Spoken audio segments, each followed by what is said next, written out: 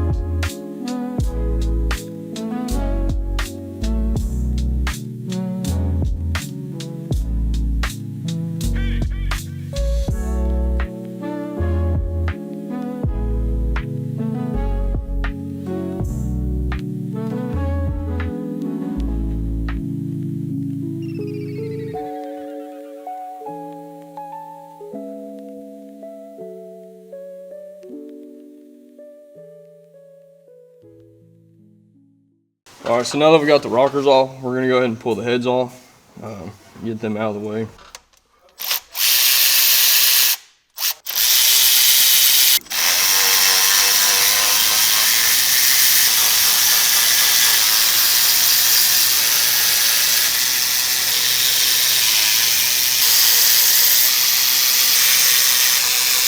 So what I normally do to get the heads off, I just use an impact to take the bolts loose to get the head off. But when it's reassembled, we'll have to make sure it's torqued to a certain spec.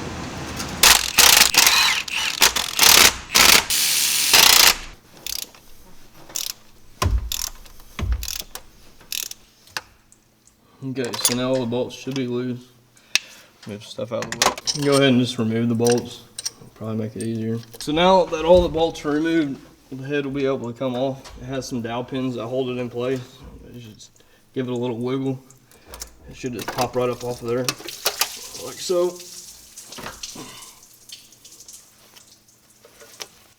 Sometimes it can be a little awkward getting it out.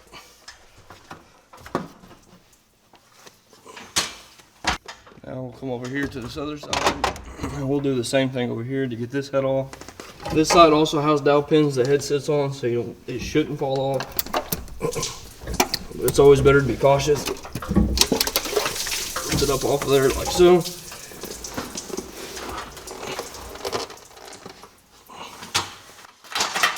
So here's a head gasket. Once you go to reassemble it, you'll just have to watch because the head gasket has got to go on a certain way. Go ahead and pull this other side off. So now that we got the heads off, we can go ahead and pull the lifters out. We're just going to undo this bolt right here and just pull this tray out to get the lifters out.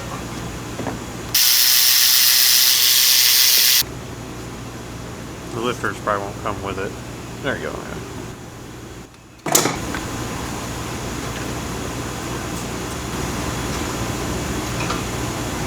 We'll show the picture of the first.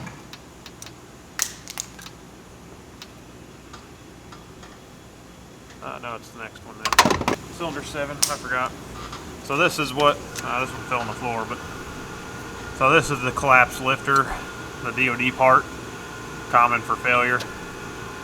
This is what it's supposed to look like, but this one collapsed and had the rocker arm all wobbly.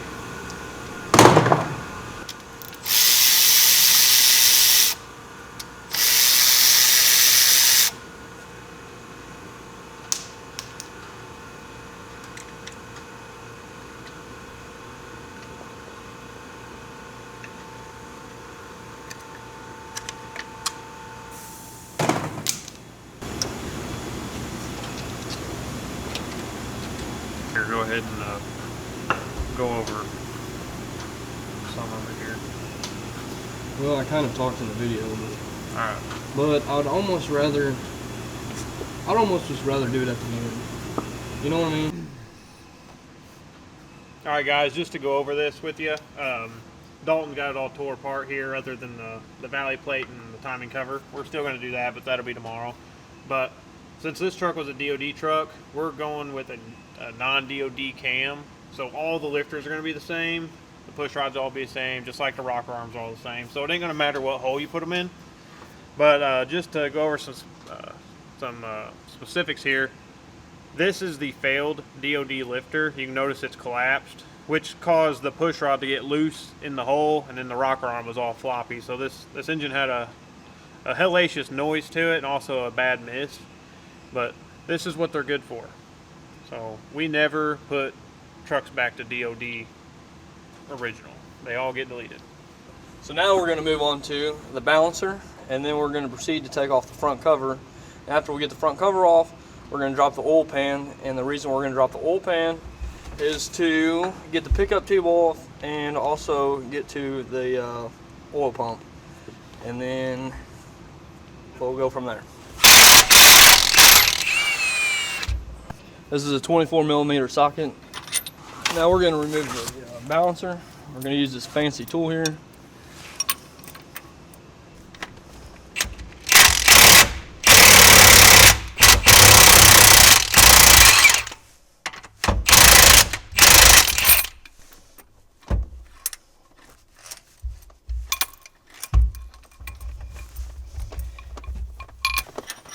And just like that, there it is.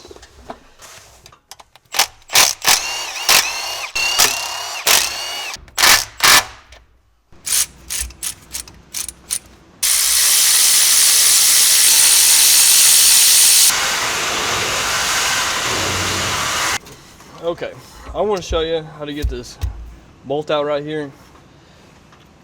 It's in a tight spot. It's right up against this AC bracket. Now, if you don't have one of these swivel sockets, a regular, you know, just your standard swivel won't fit in there. It won't bend tight enough. But the swivel socket will to get that bolt out right here. But if you don't have one of these, it can be done by taking the AC compressor and the AC bracket off.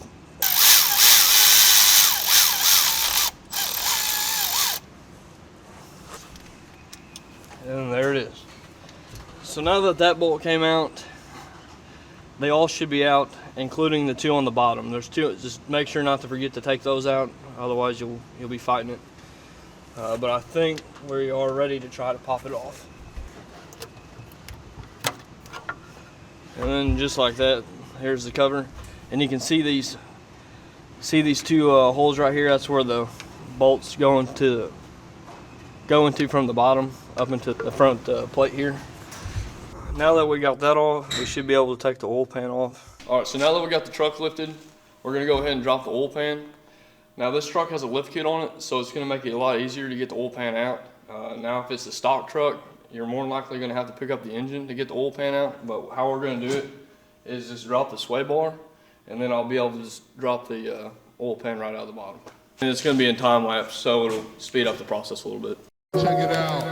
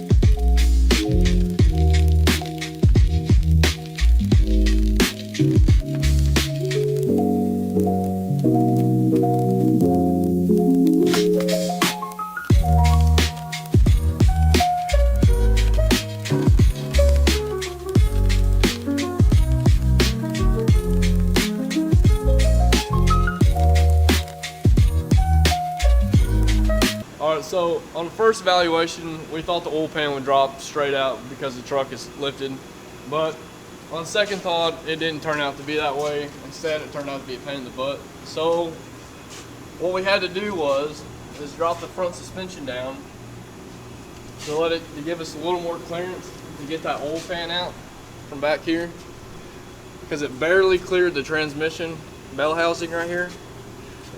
And then we also had to jack up the back of the transmission to get just a little bit more clearance. So it was actually more of a pain than we anticipated, but with a little patience, it'll come out. All right, so now that we got the oil pan off and the pickup tube, we're gonna go ahead and take the camshaft bolt out, take the camshaft gear off, timing chain, and then we'll get this tensioner out of the way, and then we'll pull this crank sprocket off. So this one's a 24 millimeter. It doesn't matter what time it's in, we're going to retime it anyway.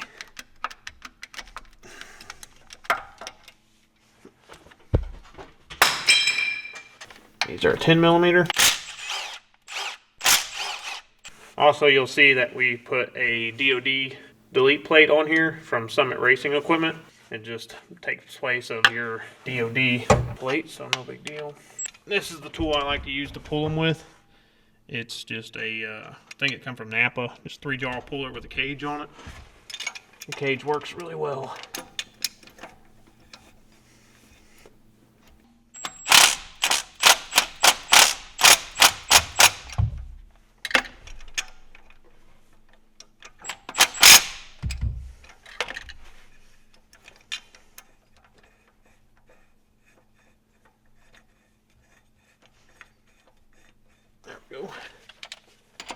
buzz off.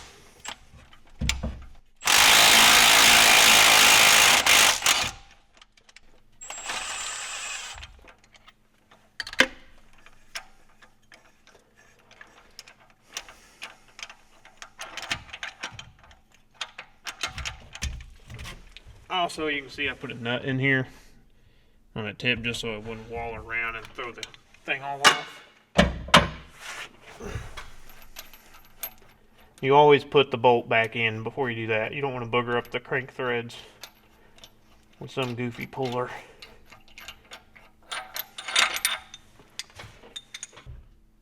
They're a T40.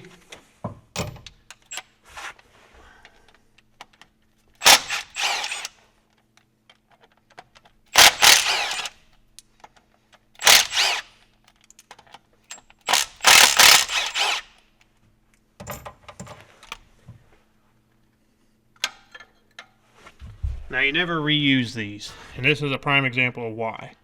I'm sure this thing was low on oil pressure for a while. All because it has a crack right there, obviously broke right here. Just throw these things away, put brand new ones on. Now there is two different designs. You've got the ones with the countersunk Torx bolts, or you've got the ones with the 10mm heads. So you just have to remember which one you take off. So now, let's be a gentleman about it and pull her out nice and slow. Hopefully she's not mean and sends a cam bearing out with her.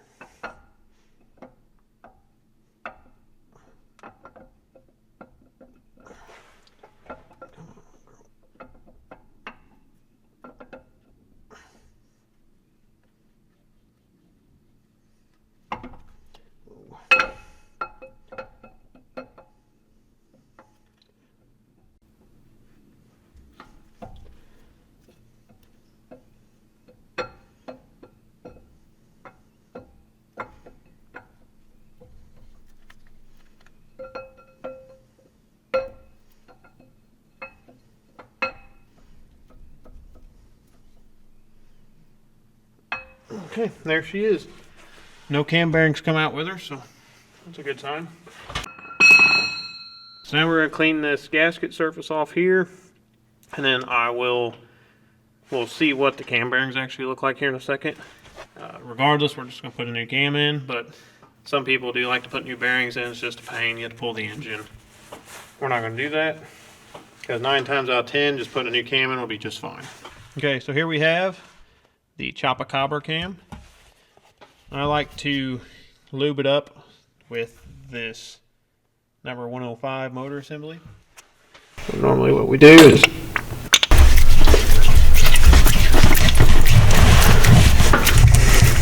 I wasn't just gonna ram it home, you know. I'm gonna lube it up, ease it in there, inch by inch, like a gentleman. So now she's all lubed up. Now, as you notice, we did not look at the cam bearings. They can't be bad if you don't look at them. So we just don't look. Remember, be a gentleman. Inch by inch.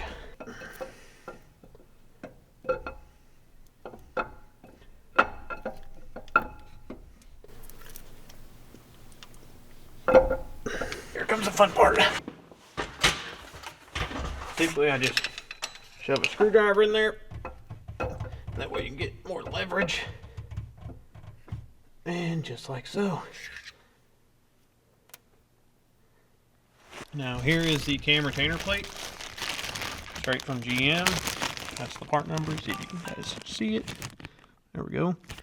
Now you always want to inspect this before opening it, looking for any cuts in this seal. I don't know how many times we went to install this and there'd be a cut in the seal while it's still in the package. If there's any defect at all in this seal, get a new one. Don't risk it, because that's going to dump your oil pressure right out.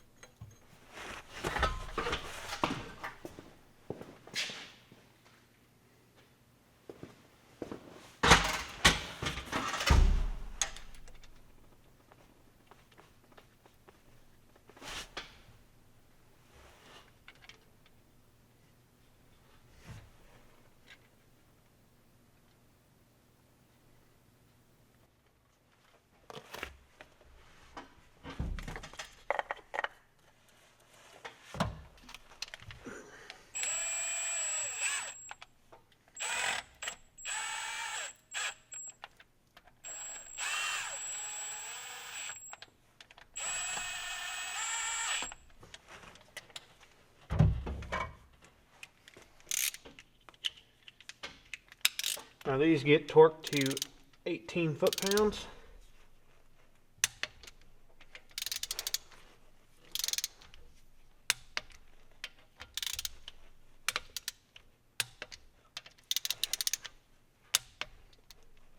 I like to go over them, make sure.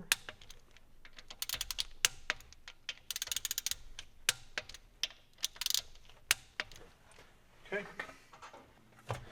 So here is the crank sprocket.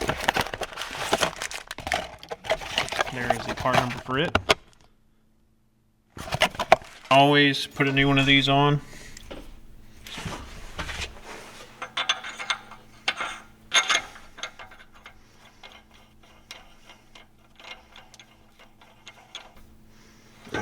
As far as we can.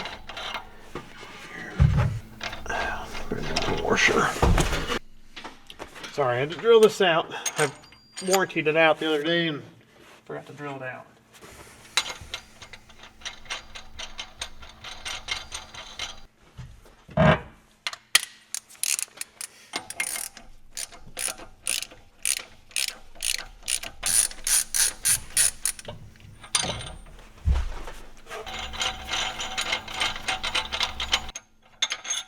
So this is just a Matco puller, harmonic balancer installer. Is all this is. I just made this sleeve to go over the crank snout on the LS. Okay, so now that we got the crank sprocket on, we can go ahead and put on this timing chain tensioner, which is this part number right here. This is a special one for this engine. This is what it looks like.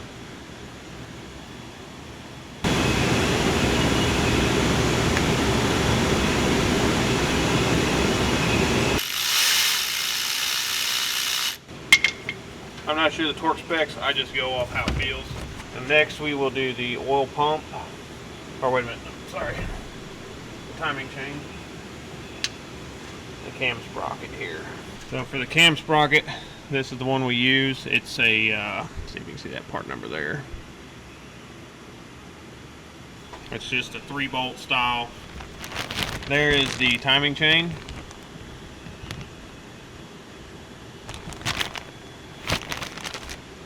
Dots to dots lined up here.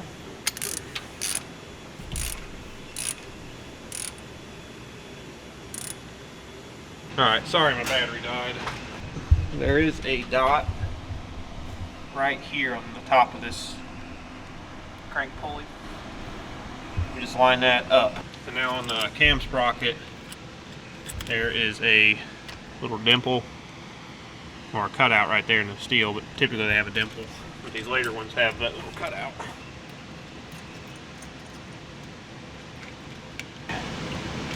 These timing chain tensioners are a mother.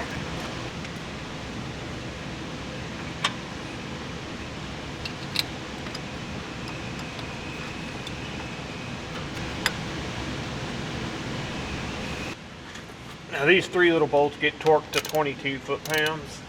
I just evenly tighten them up here. There's that one, and that one. Check them again.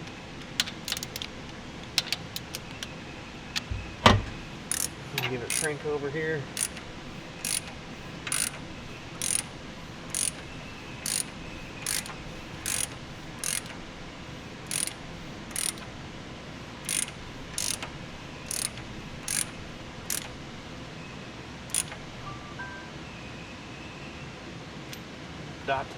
Dot to notch. Now we're good for the oil pump. So on the oil pump, this is what we use. It's just a DOD oil pump. Now these are kind of hard to get. So they were on back order for a little over a month lately. That's why this job is taking so long. We keep several in stock now.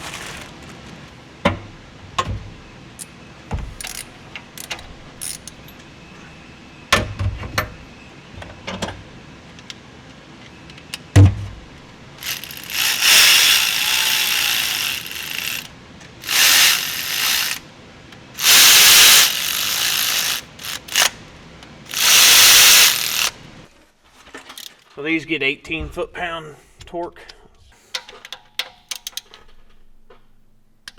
Back over and check them.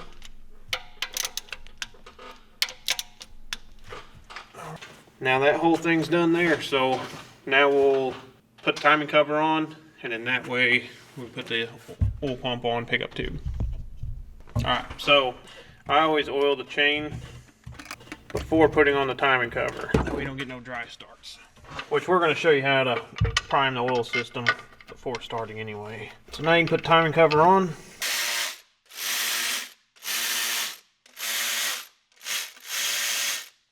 So now you will want a timing alignment tool to align the timing cover before you bolt it down tight.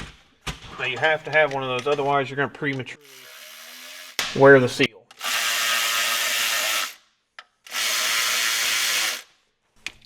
I don't know the torque specs, I just go off of how they feel.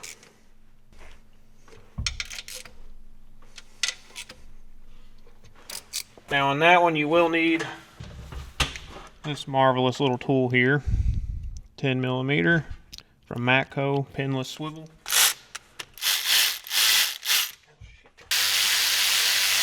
There we go. Put this back on. I only took this off to clean the timing cover, so there you have it, timing cover back on. 2, 1. So hey guys, it's been a minute, but we're finally back. We're gonna get the pickup tube put on, put the oil pan back on. But first, before we do that, we gotta drop the suspension back down. And then once we get that in, then we can put the suspension back. It's gonna be time lapse, so we'll see how it goes.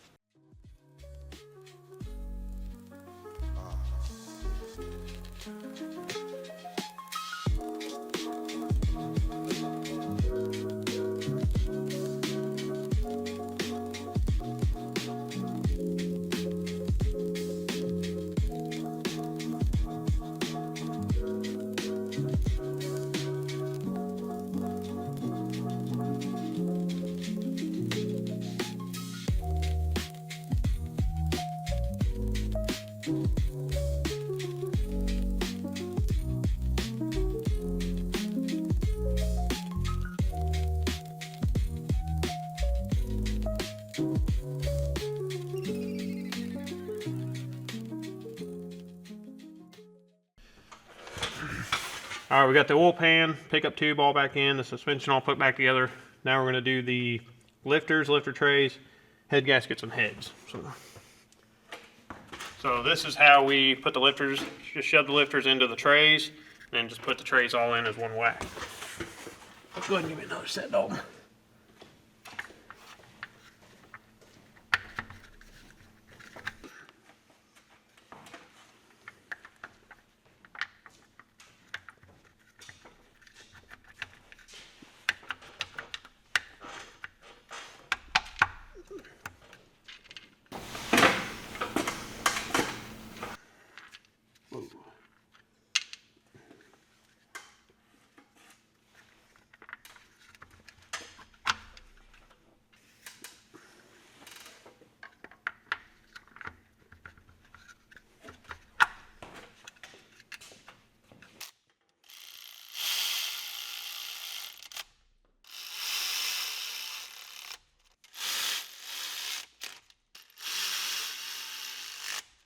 All right, we're ready for head gaskets.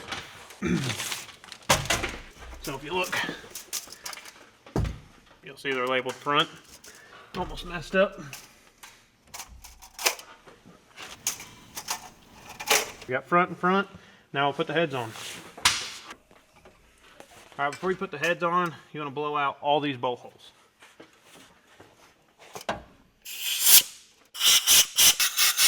These heads we had Mike Lau do the valve job on. Mike Lau Racing Engines did the valve job, put the springs together, and also clean the heads. I mean, these heads look brand new.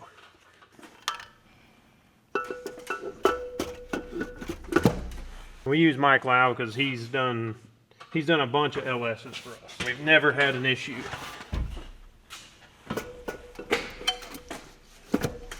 But now we're gonna put studs in.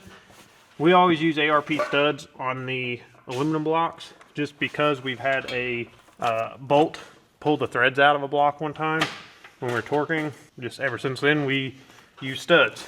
Here's the part number for the stud kit. ARP. Put these studs in. Now you just gotta hand tighten these, but we normally use an impact and run them in. Just don't hit the bottom. Slow down when you start getting to the bottom.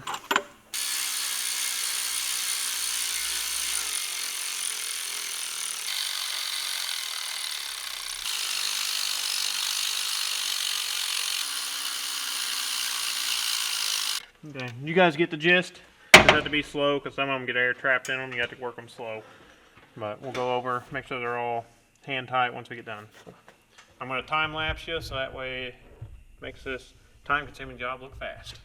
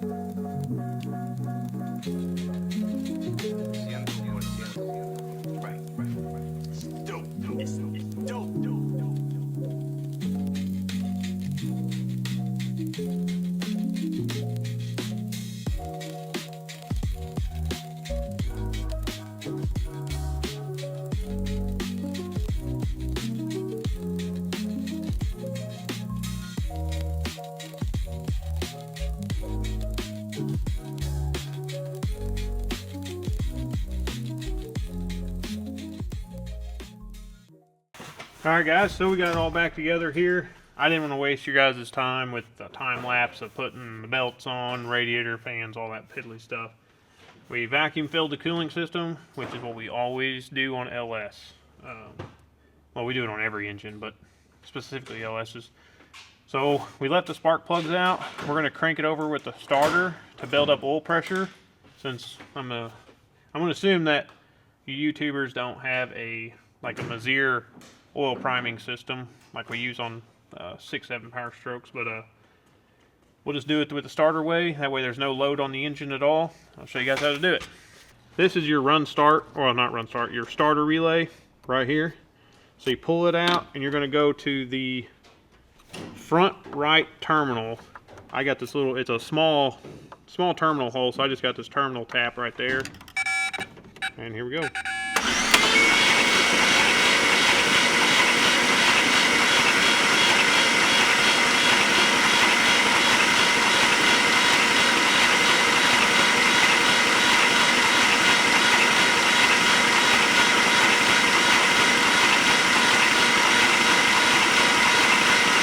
That should be good enough to run this big dog after we get the spark plugs back in. I'm gonna turn you guys off and then put the spark plugs in and we'll see if it'll start. Alright guys, so we're gonna do an initial startup here. And one thing you will want to do is you will want to program it with HP tuners to turn off the DOD. Otherwise you're gonna have misfires like crazy on startup. Also, what you want to do, we clean the throttle body, so you need to do an idle learn reset, which we use with the snap-on scanner, no big deal. But alright, let's start it up.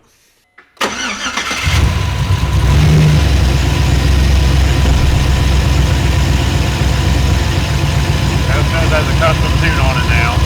Maybe you guys can walk through.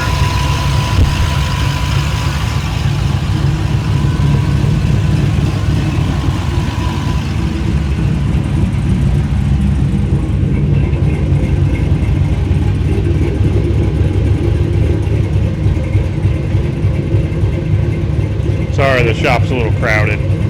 We're cleaning it out.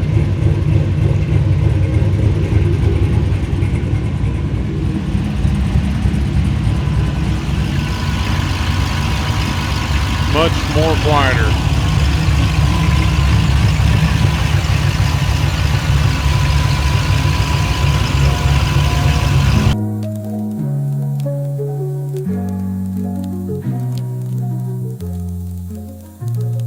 dream last night when I woke up. I remembered it, but just a moment ago.